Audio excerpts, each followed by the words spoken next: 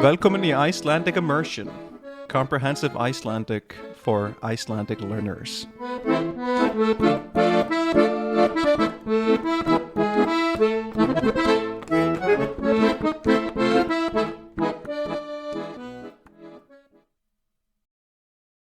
Góðan dag og vertu velkomin í þátt númer 61 af þessu hlaðvarpi.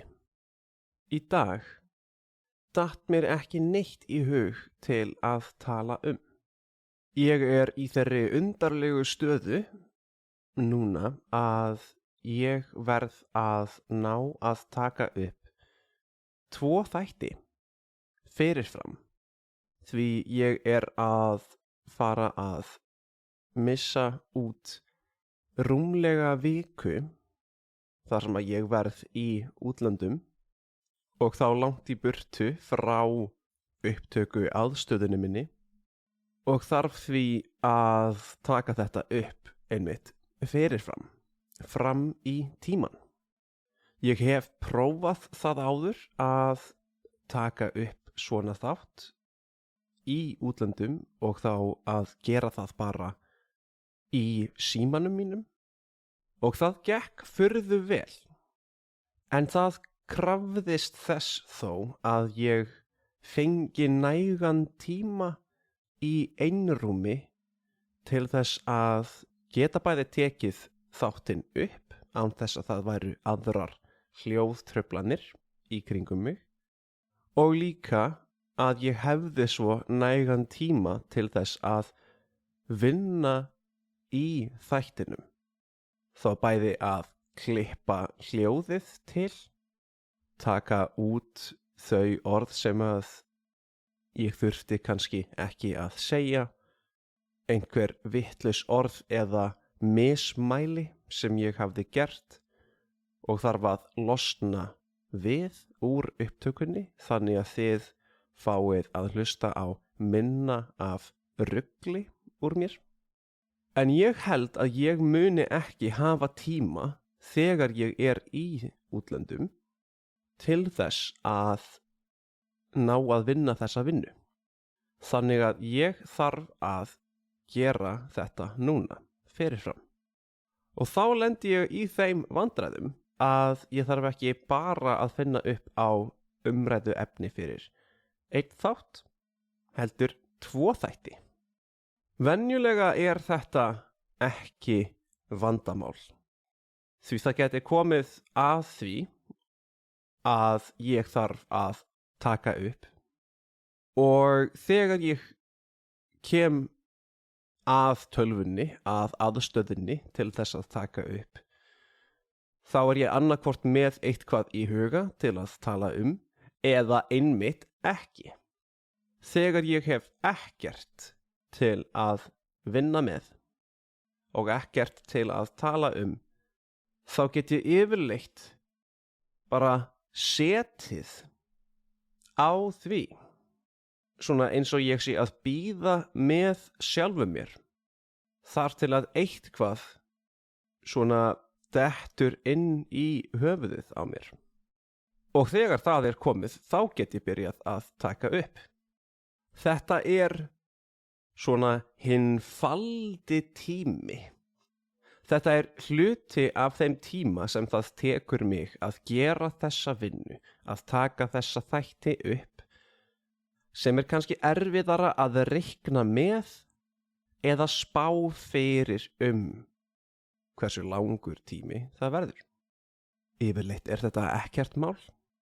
Ég get bara notið dagsins og gert það annað sem ég þyrfti að gera, get fært hluti til, sagt að já, mér tókst ekki að taka upp á þessum klukkutíma sem ég ætlaði mér að gera, en þá get ég byrjað á þessu hinu í staðinn sem ég þarf að gera.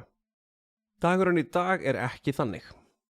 Ég hef í rauninni ekki meiri tíma heldur en korter eða 20 mínútur til þess að vera búinn að taka upp að minnstakosti 1 þátt. Að sjálfsögðu er ég ekki að fara að ná að taka upp 2 þætti á korteri. Ég næ að kannski mögulega fylla upp í eins og einn þátt, en þið eruð að hlusta á hann. Þetta verður eins konar drasl þáttur. Ég er svona eiginlega að tala ekki neitt. Þið eruð líklega búin að fatta það. Fyrst ég er eiginlega ekki búin að nefna eitt eða annað viðfangsefni, eins og ég geri yfirleitt mjög snemma í þáttunum mínum. En þar sem þessi hlaðvarps þáttaröð snýst eiginlega tvennt.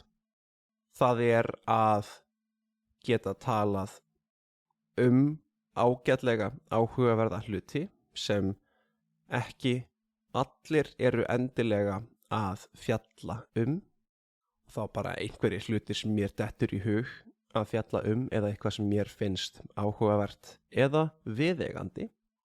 En svo í öðru lagi sem er náttúrulega yfirskrift þáttanna, það er að þetta er hægt og skýrt mál sem ég tala, þannig að þið getið hlustað og lært að taka inn framburðinn á hinum ýmsu orðum og að ná að meðtaka hvernig Íslendingur beitir orðum, hvernig við búum til setningar.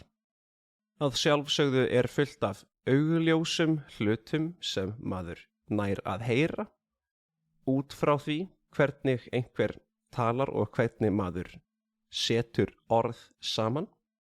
En það sem ég hef lært af því að vera sjálfur í kringumstæðum þar sem ég þurfti að læra tungumál hratt af því ég flutti til lands sem talar annað tungumál en ég sjálfur tala, þá er fullt af litlu hlutunum sem eru ósjálfsagðir eða kannski skrítin smáatriði sem eru falin í því hvernig einhver staflar orðum saman. Þið gætið til dæmis heyrt á tónfallinu mínu. Það er að segja hvert laglínan í röddinni minni fer þegar ég er að tala ákveðin orð eða segja ákveðna hluti, hvernig ég gæti verið að setja áherslu á sum orð og ekki önnur. Vegna þess að í mínu tilfelli, í minni tjáningu kannski, það er að segja það sem ég vil segja og það sem ég vil að hlustandi skilur, eru kannski ákveðnir hlutir sem að eru ekki það sem maður myndi halda. Það væri til dæmis eins og bara þetta orð sem ég var að segja. Til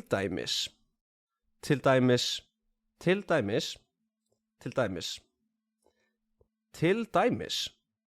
Orðið til er ekki aðal orðið.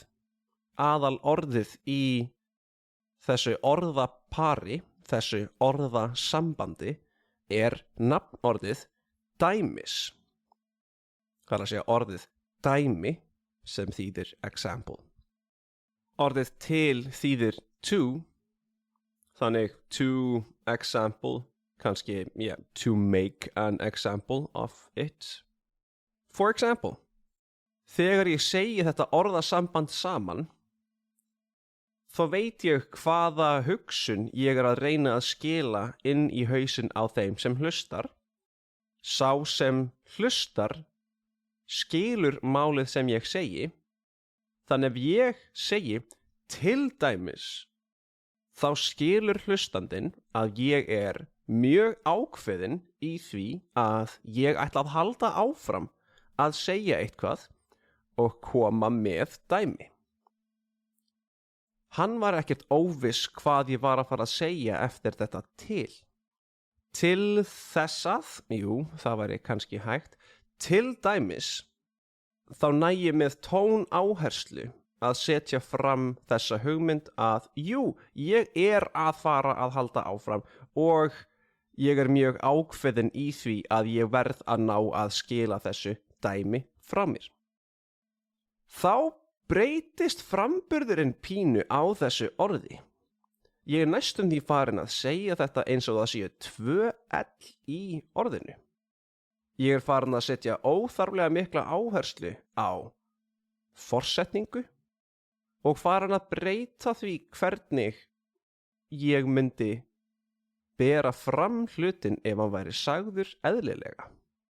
Þetta er eitthvað sem að þið myndið ekki endilega sjá í kennslubók og eitthvað sem þið þyrftið að upplifa með því að vera mjög forvitin málið. Ég hef talað það áður varðandi framburð líka, að oft tölum við hraðar en við getum. Það er til auðvitað eitthvað sem skilst og allir fatta, sem er að tala eins hratt og maður getur, að gera eitthvað eins hratt og maður getur. Þú veist, að hlaupa eins hratt og þú getur, eða lyfta eins þungum hlut og þú getur. Alltaf takmarkað við hvað þú getur. Því þú getur ekki gert það sem þú getur ekki. Þetta er eitthvað sem John Lennon söng There's nothing you can do that can't be done, nothing you can sing that can't be sung. Næstum því allir í heiminum á einhverjum tímapunkti tala hraðar heldur en þeir geta. Það þýðir að við sleppum hljóðum af því við tölum svo hratt að við getum ekki sagt hljóðin. Þetta er óþólandi hlutur fyrir þá sem eru að læra nýtt mál og að læra að tala það vel og vandlega. Þegar þeir hlusta svo á innfædda og vel reynda á málinu sem tala alls ekki svo skýrt. Þeir sleppa mörgum hljóðum og fara framhjá fullt af atriðum sem að þessi byrjandi er að vanda sig svo mikið við að gera, að maður hugsar með sér að kannski er þetta vonlaust. Ég mun aldrei ná þessum stað, ég mun aldrei ná að skilja hvað þessir aðilar eru að segja. Það sem ég myndi gera sem forvitin hlustandi væri að reyna að hlusta eftir því hvaða orð eru þetta sem fólk er að segja hraðar en það getur.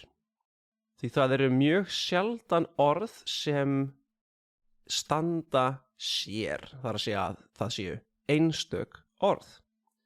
Yfirleitt eru þetta orðasambönd þar sem að mörg tungumál þurfa kannski mörg orð saman til þess að ná að mynda einfalda hugmynd. Við manneskjur hugsum frekar hratt. Við vitum hvernig við viljum kannski tengja eina setningu við aðra. Kannski þarf að gera það á mjög ákveðin máta þannig að skilst að til dæmis þessi setning sem kemur á eftir þessari er mótstæð eða einhvers konar mótmæli við það sem ég var að segja. Og flest tungumál eiga sér mjög einfalda leið til þess að segja þennan hlut. Á íslensku væri þetta samtengingin en, eins og á ensku væri but. Eitt atkvæði, einfalt mál. Hvað ef við vildum segja að þessi hlutur er svona og ég get fullyrt að þessi hlutur er svona af því að ég veit hvað veldur því og ég get sagt ástæðuna fyrir því af hverju þessi hlutur er svona. Enskan á mjög einfalt orð fyrir þetta sem er because. Íslenskan á frasan af því að. Ég segi frasa, þetta er eiginlega orðasamband. Of it that. Það vantar sagnorð til að þetta make sense. Derived of it that. mjög mörg orð til þess að segja mjög einfaldan hlut. Þetta myndum við segja ótrúlega hratt, því hugmyndin er einföld. Það eru bara mörg orð sem þarf að segja. Við getum sagt af því að það þýðir ekki að það sé rétt að segja það, en við skiljum það sem er verið að segja. Þarna er orðasamband, þar sem við segjum eitthvað hraðar en við getum. Ég held að ég hafi örugglega talað um þetta áður af því þetta er það mikilvægt atriði varðandi framburð á málum, en það sem mig langar að nefna og kannski ítreka hérna er að ég sjálfur, þó ég sé að vanda mig við að tala eins hægt og skýrt og ég get án þess að hljóma óeðlilega, geri þessi ekki mistök, en ég geri þennan hlut mjög oft. Þið ykkar sem eruð að lesa upp ritanirnar mínar á Patreon, þið takið kannski eftir því að þegar ég segi orðin þú veist og skrifa það í textanum, þá er ég næstum því aldrei að segja orðið þú og orðið veist. Það endar næstum því alltaf á að vera þú veist. Það er vegna þess að ég er að reyna að fullvissa hlustandan og einhvern veginn hugga sjálfan mig við það að setja þessi orð inn. Þannig ég er að búa til einhvers konar, ég veit ekki, traustsamband á milli mín og þessum hlustar á mig, að jú, þú skilur mig alveg, er það ekki? Þú veist, á ensku you know eða you know. Við gerum þetta sama og þessi hugsun er rosa einföld, hún er rosa skýr. Þegar við tróðum henni inn í mál til þess að eiga við þessa tjáningu og þessa þörf einstaklinga og manneskja til að skapa þetta traust í samtali, þegar aðili sem talar veit að hann er að verða óskýr og þarf að minna hlustandan á að jú, þú veist, treystu mér, þetta mun ganga upp og þú skilur hvert ég er að fara. Þú veist. Þá myndum við segja þetta sem, þú veist, og næstum því alltaf í þessum tóni. Þú veist, þarna, eins konar higorð, hesitance word. Þessi hlutir eru eitthvað sem þið gætuð náð að heyra með því að hlusta vandlega eftir því. Hvaða orð er ég að setja saman á of skýran máta og hvenær er ég að setja orð upp á nokkuð óskýrari máta? Er það mögulega vegna þess að ég í hausnum mínum er kannski að setja þau saman í flokk? Þarna sagði ég til dæmis að setja þau saman, ekki að setja þau saman. Ég gat einhvern veginn hoppað framhjá þau-inu í framburði með því að bara setja þ-hljóð, af því ég veit að ég þarf að koma þau fyrir, en ég veit að sá sem hlustar á mig skilur hvað ég á við. Þetta er einhvers konar þriðja persónu fornafn, hvort sem það er þeir, þær eða þau. Að setja þau saman. Að setja þau saman. Ég er að byrja að tala í hringi. Ég er komin upp í 25 mínútur í upptöku núna.